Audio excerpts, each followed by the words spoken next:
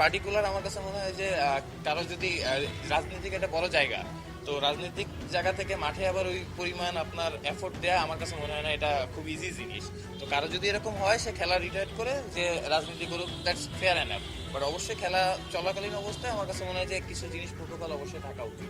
ফাইম স্যারের মতো মানুষ যারা আছে তারা তো ক্রিকেট ভালোবাসে, এবং আমার কাছে মনে হয় যে এরকম মানুষই আসা উচিত যাদের নিয়ে কোনো আপনার কমপ্লেন নাই বা কোনো বিতর্ক নাই। তো অবশ্যই আমার কাছে মনে হয় যে এরকম ভালো মানুষরা আসবে ইভেনচুয়ালি। আমি যেটা বলছি, এখন বোর্ডেও অনেক ভালো মানুষ আছে যারা হয়তো তাদের কাজ করার সুযোগ পায় নাই, বা ওই সুযোগটা মানে এত মানুষের ভিড়ে হয়তো ওই 4-5 জন মানুষের ভালো কাজের কোনো ভ্যালু গড়ে ওঠে নাই। বাট অবশ্যই তারাও হয়তো এরকম সুযোগ পেলে ভালো কাজ করবে। এবং যেটা আমি খুব ভালো করে বলতে চাই যে ক্রিকেটার এই জিনিসটা যাতে আমরা স্পোর্টস বলেন বা ক্রিকেট বলেন, আমরা যাতে বিজনেস হিসাবে কেউ না আসি, কোনো সংগঠক এইভাবে না আসে যে এটা আমাদের বিজনেস। বিজনেস করার অনেক সেক্টর আছে, স্পোর্ট জগৎটা হচ্ছে বিজনেস না। এখন দেখবেন ম্যাক্সিমাম, যদি আমি এখানকার কথা না বলি, আমাদের নিচেও যারা আছে, ডিভিশন বলেন, ডিস্ট্রিক্ট বলেন, সবাই এই যে ইলেকশন করে এইটা হয়।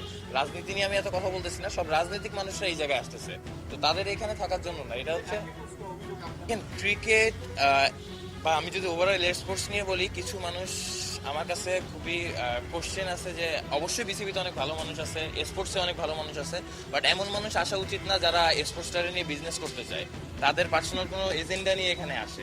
এই টাইপের মানুষ ক্রিকেটের সাথে থাকার দরকার নেই। এবং পুরো আমরা জানি যে আপনারা জানেন যে অনেকে হয়তো বিজনেস প্রতিষ্ঠানগুলো আসে, আমার কাছে মনে হয় না যে তারা কোনো এখান থেকে বিজনেস লাভের জন্য আসে।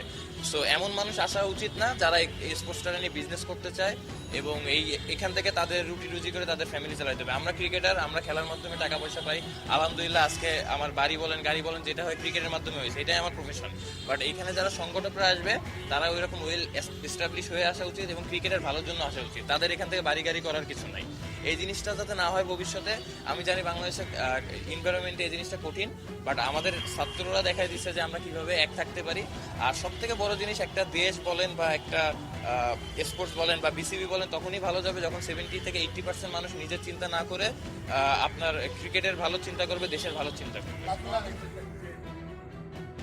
আমি রাজনীতিকে এত ভালো মতো বুঝি না বা বুঝতেও চাই না, বাট আমার কাছে মনে হয় যে কিছু জায়গা থেকে স্বাধীনভাবে কথা বলার যে অপশনগুলো ছিল, মানুষ সেই জিনিসটা পেয়েছে এবং স্টুডেন্টরা যে জিনিসটা করছে, এটা আমার কাছে মনে হয় যে আমাদের সবার জন্য ইন্সপায়ার হওয়ার জায়গা। এবং এই জিনিসটা হয়তো আমরা অনেকেই করতে পারতাম না, যার জায়গা থেকে স্টুডেন্টরা আমাদের দেখাই দিয়েছে যে কীভাবে করতে হয়।